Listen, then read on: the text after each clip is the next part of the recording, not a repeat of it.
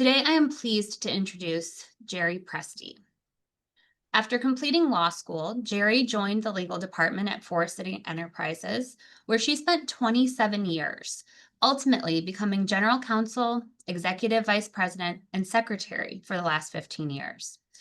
As a member of the company's executive team, she played a key role in executing the strategic plan, board and corporate governance practices and policies, as well as billions of dollars of capital markets transactions.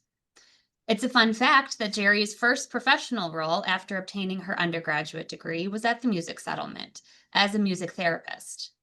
Through her years at Forest City, she continued her relationship with the music settlement, serving in various positions, including a member and chair of various board committees, events, and ultimately served as board chair from 2012 to 2015.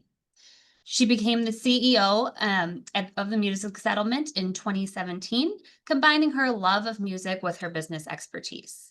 Since then, the organization has expanded from University Circle to Ohio City and experienced exciting progress. She has too many awards and recognitions to name here, so I won't embarrass her by doing that. I'm just going to turn it over and let her tell us more about the beautiful work that's happening at the music settlement. Geri? And thank you. Thank you, Angela, for that nice introduction. And I'm thrilled to be here this afternoon. And thank you all for joining me today to learn about the Cleveland Music School settlement.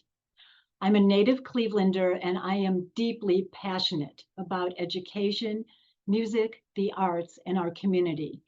And I'm excited to share with you our mission, our programs, and the powerful way in which the music settlement is transforming lives, organizations, and communities in Northeast Ohio.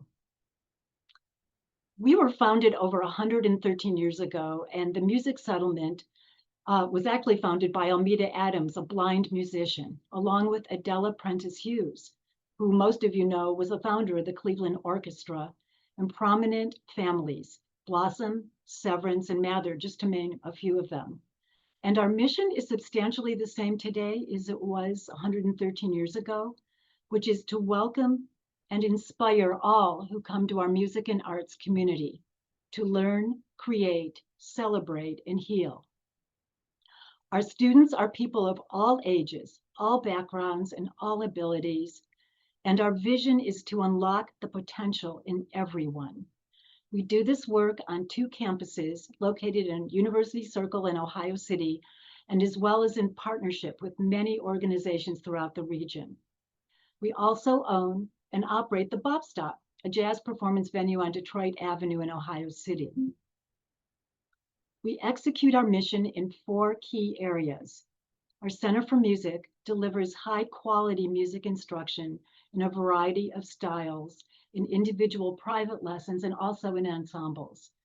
Our eclectic ensembles offer classical, jazz, rock and pop, a youth pops orchestra, an adult choir, an adult orchestra, and steel drumming, just to name a few.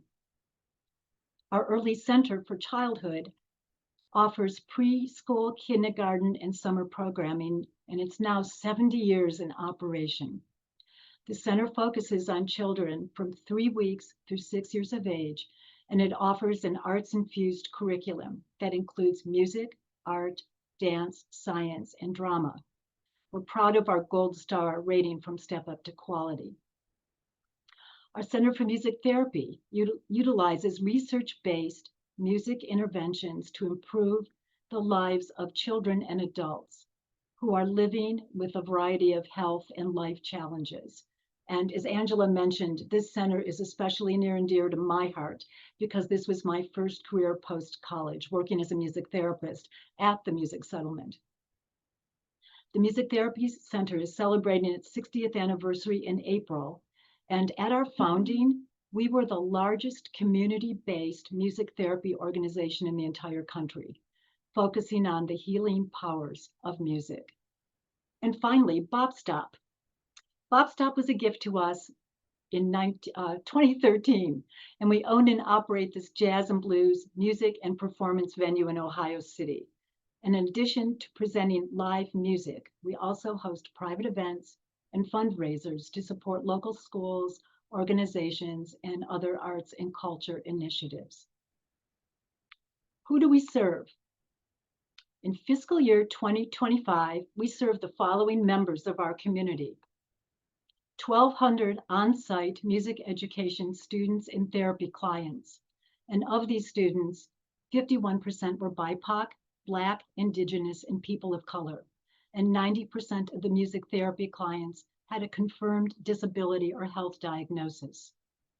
1,600 outreach music students and therapy clients, and over 20 outreach collaborative, nonprofit and for-profit community partnerships. 250 preschool and kindergarten students and summer campers. 44% of those students are BIPOC. 13,000 Bop Stop audience members, 1,100 performers, and over 255 concerts and events. Bop Stop Live is now broadcast in over 75 radio stations nationally and internationally. 44% of all of our students and clients receive financial aid of some form, and over $530,000 of financial aid in total was allocated to our students and clients last year. Over 3,700 community members were served by our free events, performances, master classes, and other community engagements we hosted. Music settlement is a catalyst, changing lives and building healthy, vibrant communities. How are we changing lives and transforming our constituents, our city, and our future?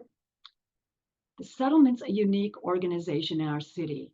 We are distinctive, and we can distinguish ourselves from missions and work of many other quality arts and cultural organizations here in Northeast Ohio.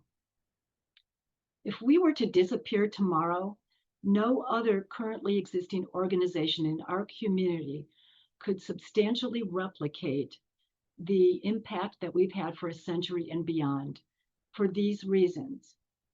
First, we're accessible to everyone who walks through our doors, and we can do this through generous financial aid, merit scholarships, and free programming. Second, we offer custom-designed educational music and arts programs to meet specific needs and the evolving needs of our community. One size doesn't fit all. There's a unique program for everyone, regardless of their entering experiences and abilities. Third, we work in many collaborative partnerships throughout the city with other nonprofit, corporate, and government organizations, and we are aligning our missions, our values, and our services to extend and enhance positive impact. And finally, and I think most importantly, we were founded in the early 1900s as a community settlement school. This is at the time when there was this settlement movement and migration from many immigrants from Europe to our country and to Cleveland. And we are deeply rooted in our community. And we're currently engaged in a very visionary project, expanding our facilities, adding more innovation in our program and outreach to neighboring communities because we've run out of space on our University Circle campus. We're looking forward to the future needs and the interest of our students, and we're building a project that is extending our music hub, and it will invite the entire community in. And one of the predominant features of this is a future technology lab to teach the skills of music jobs, film scoring, beat writing, composition writing, and more. And this project also is going to have a unique outdoor music patio that will be welcoming to our surrounding neighbors to attend free concerts. And anticipating the current and future needs of our community members, we have introduced new programming department entitled Creative Aging or Music for Life. And this is in which we further expand our adult and intergenerational offerings to meet the needs of our region's rapidly aging adult population. The benefits of connection to lifelong learning, especially in the arts, relates to opportunities for socialization and connection, memory and cognitive care, decreased depression, and it promotes other outcomes for well-being. In conclusion, music in the arts transforms lives and creates healthy, vibrant communities. In a recent conversation I had with Nikki Antonio, an Ohio State senator and an arts advocate, she said, without music and the arts, we lose our humanity. And we need more humanity during these times. At the settlement, music is the universal language, and through it, we all connect, no matter what the differences are. And we create, we inspire, and we heal. So I leave you with this question. What can the settlement do for you? Maybe it's to fulfill a lifelong dream to play piano. I hear that quite a bit. Or pick up that violin you put away 10 years ago and join the adult orchestra. Join the settlement singers, read to preschoolers, be a substitute teacher, attend a performance at Bop Stop. I invite you to explore what your heart and soul are seeking. And Dr. Wayne Dyer said it best, don't die with your music still inside of you. I have to say that I am tremendously privileged to do this work and to serve our community, and along with a really talented and dedicated staff and faculty members and very committed board members. And I'm just very grateful to our community for just the tremendous support that everyone shows this organization. And I ask that we just move forward together with hope and harmony and with the unwavering belief that music will continue to change lives and make the world a better place. So for complete information about our programs and events, you can visit our website at www.themusicsettlement.org. We'd love to have you come and visit us, and we'd love to see you. And I want to thank you, Angela, and also Becky, Rachel, the Leadership Center staff, and all of you on the screen for joining me today to learn more about the Cleveland Music School settlement. Thank you. Thank you so much, Geri. And I will be sure to send the website to everyone who's on the call with us today to learn a little bit more as well. But let's dive into our questions for today. So you have an incredibly interesting career path history that led you here. What was it about the music settlement, or maybe music in general, that stuck with you so much over the years that maintained your engagement, your contributions in all ways? That's a great question, because my career path was a little schizophrenic at times, but it actually really made sense. I started piano lessons when I was 6, but and I really wanted to be a concert pianist. And then I learned about music therapy, how you help people through music and heal people. And so that was an important part. But even when I left the settlement to go back to graduate school in social work and law, I served the board here for 15 years. And I just realized how much value music has in my life. It just helps with, and in my professional and school life, concentration, focus, giving confidence. And I saw the healing that could happen and the potential that music can give everybody, especially in music therapy. So I was thrilled when Forest City was about to be sold, or we thought it would be sold. I went to Albert Ratner and said, there's an opening here and I'd really like to try to do this. And he said, you have to go back. So I've really come back to my purpose. I joke that I'm an accidental lawyer who found her way back home. It's not really true. I love being a lawyer, but this is my purpose and this is my place and where I need to be now. That's incredible. And with that much experience in the corporate sector and now moving into the nonprofit sector, what kind of things did you bring with you? What did you look at with a different lens? And maybe how important is sort of that cross-sector collaboration to what you do now? That's a great question. I think the skills for all of us, the skills and the learning and even the mistakes, the successes that we learn away as we are on our journey, both life experiences and career experiences, really propel us and get us to the next stage. So what I found with being a music therapist and beginning in the nonprofit world, serving on numerous corporate boards and learning about how nonprofit boards work, Going into corporate life where we had everything from strategic planning and risk management and financial management and all of those skills that I gained at Forest City. You just take all of that, and I was able to bring that here. I think it really helped me during the pandemic. Didn't really panic because we had learned about business continuity and sustainability, and was able to switch right away into how to survive the pandemic.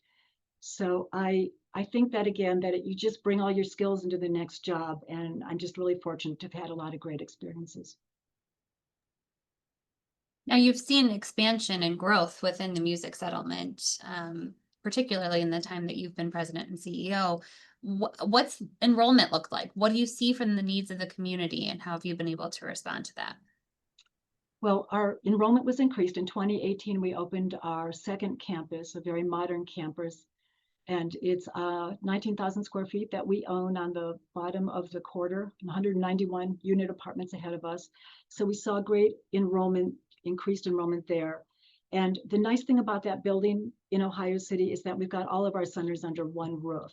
Here on University Circle, it's beautiful. We're in this beautiful Burke mansion with 42 rooms, but we're kind of separated a little bit.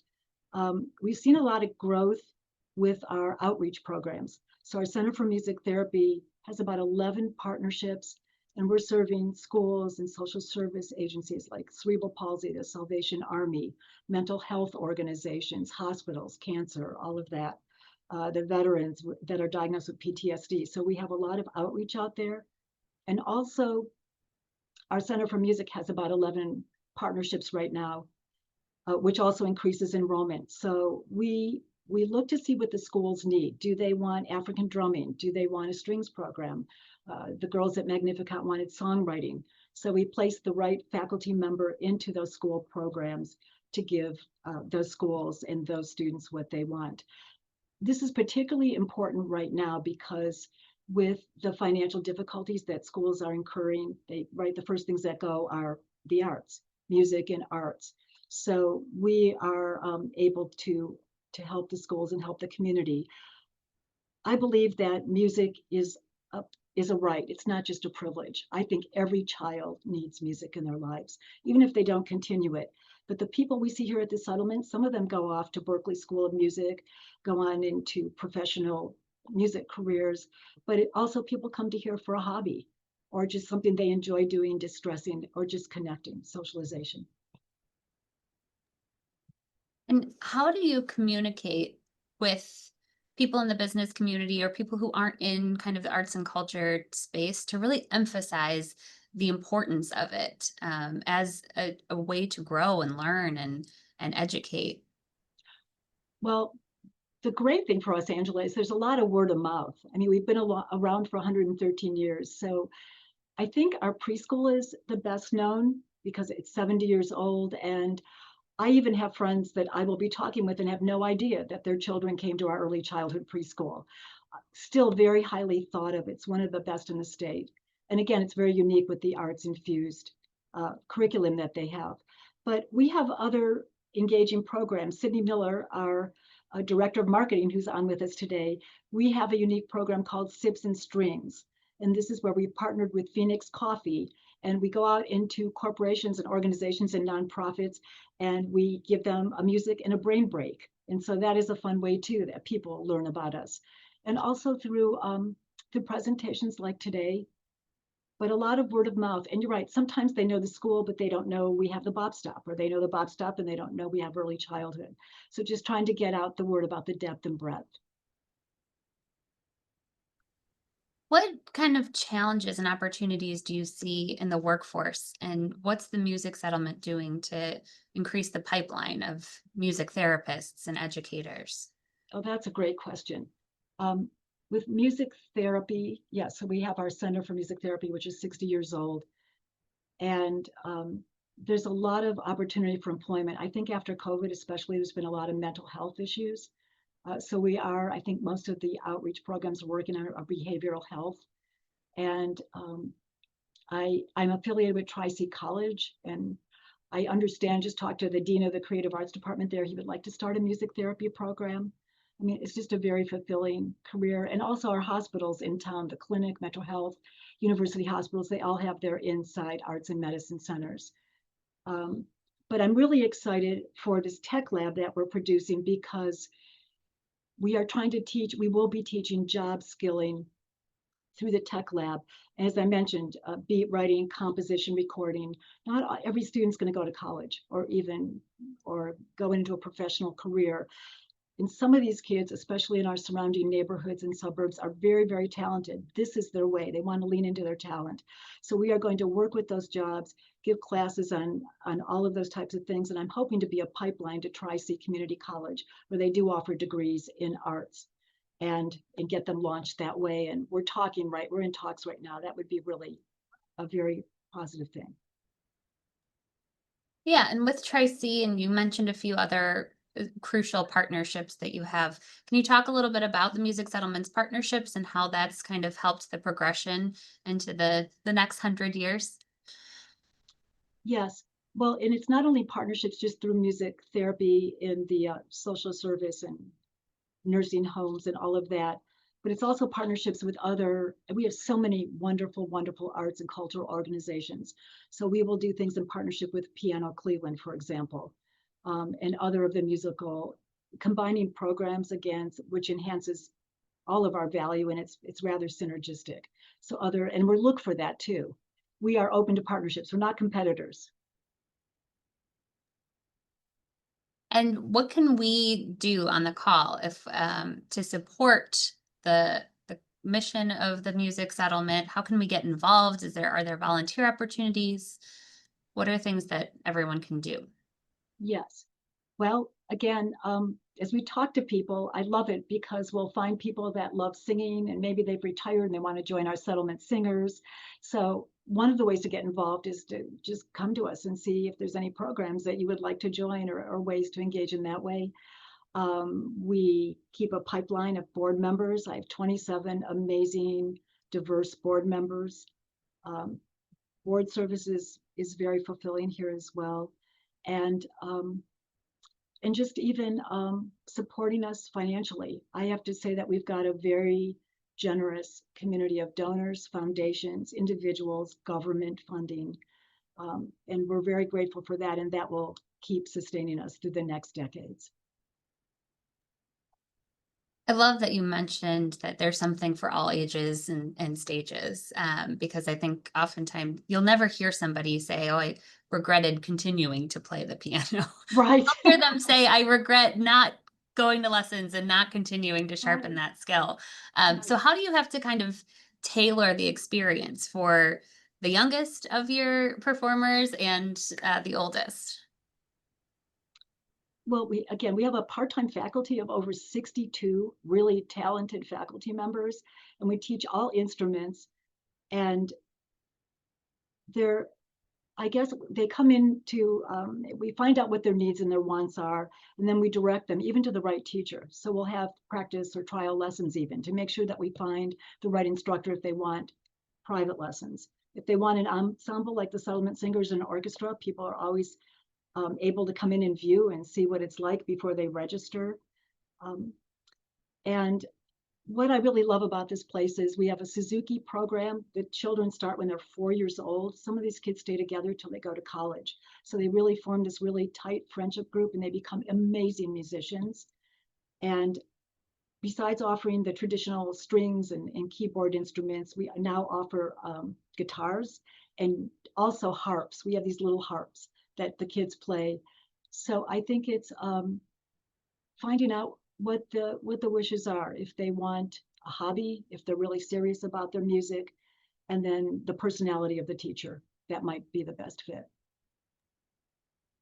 So this is work that you have to want to be a part of and see and hear and listen. And so does your background as a music therapist and with your education and all of that passion, does that help you to lead the organization as well? Do you get out of your office and go and listen to the performances, and how do you balance, I Yeah, guess? absolutely. Well, I'm not the poster child for balance. I never have been, and I don't get out of my off now.